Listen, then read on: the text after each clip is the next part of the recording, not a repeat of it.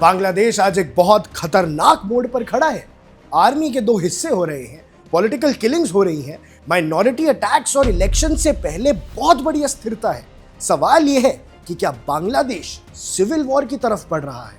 12 दिसंबर 2025 को ढाका की सड़कों पे स्टूडेंट लीडर शारिफ उस्मान हादी को गोली मार दी जाती है और हादी ढाका से इंडिपेंडेंट इलेक्शन लड़ने वाले थे और उस दिन सिर्फ कैंपेन कर रहे थे।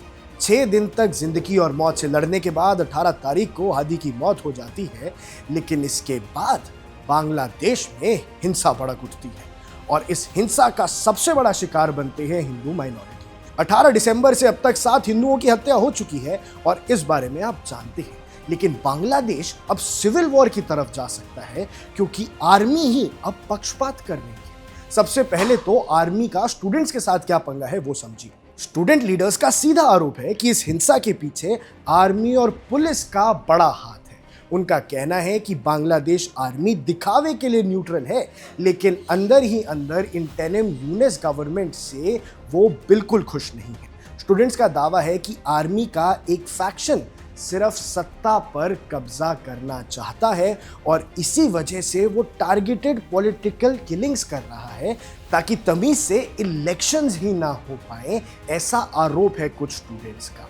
अब देखो दर्शकों, इलेक्शन से पहले ये जो सिचुएशन है ये इतनी डेंजरस कैसे बन रही है। शेख हसीना की सरकार गिरने के बाद बांग्लादेश में 12 फरवरी को इलेक्शंस होने वाले हैं, यानी इलेक्शन सर पे खड़े हैं। ये पहला इलेक्शन होगा जिसमें अवामी लीग हिस्सा नहीं ले रही है और सिक्योरिटी इतनी बड़ी चिंता बन चुकी है कि आर्मी ने अलग अलग इंटेलिजेंस यूनिट बना दी है सिर्फ इलेक्शंस के लिए और यहीं से शुरू होता है आर्मी और गवर्नमेंट का डायरेक्ट क्लैश।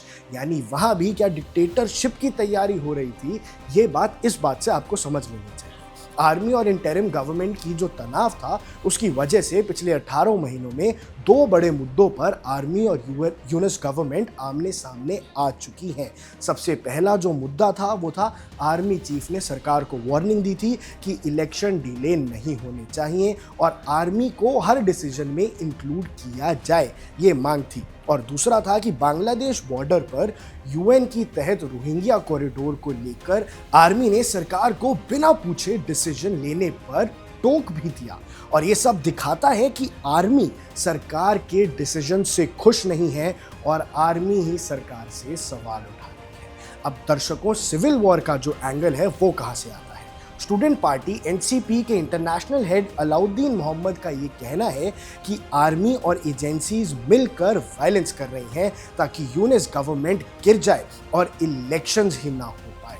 उनका ये भी कहना है कि ढाका जैसे हाई सिक्योरिटी शहर में पुलिस का कुछ ना कर पाना बहुत बड़ा सवाल खड़ा करता है कि भैया क्या बांग्लादेश सही दिशा में जा भी रहा है कि नहीं।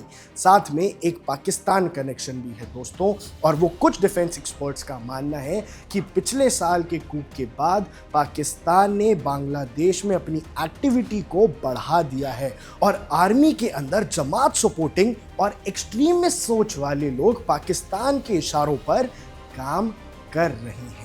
अब जो मकसद है वो ये है कि बांग्लादेश को फिर से रेडिकलाइज करने की कोशिश है और हिंदू मुक्त ईस्टर्न पाकिस्तान जैसी सोच को जिंदा करने की एक सोच हो सकती है। ऐसा रिपोर्ट्स कह रही हैं कि पाकिस्तान के एंगल की तरफ से भी शायद वो बांग्लादेश में ये अस्थिरता पैदा करना चाहते हैं और आर्मी के अंदर ही अब 2 सोच बट गई हैं। एक फैक्शन जो इलेक्शंस चाहता है और दूसरा फैक्शन जो चाहता है कि पावर हो, और जब आर्मी में स्थिरता नहीं होगी, आर्मी के अंदर 2 तरह की सोच होगी, तो दर्शकों सिविल वॉर की जो आहट है वो आप यहाँ से भी महसूस कर सकते हैं। आप देख रहे हैं वन इंडिया, मैं हूँ आकर्ष Kaushik. Subscribe to One India and never miss an update. Download the One India app now.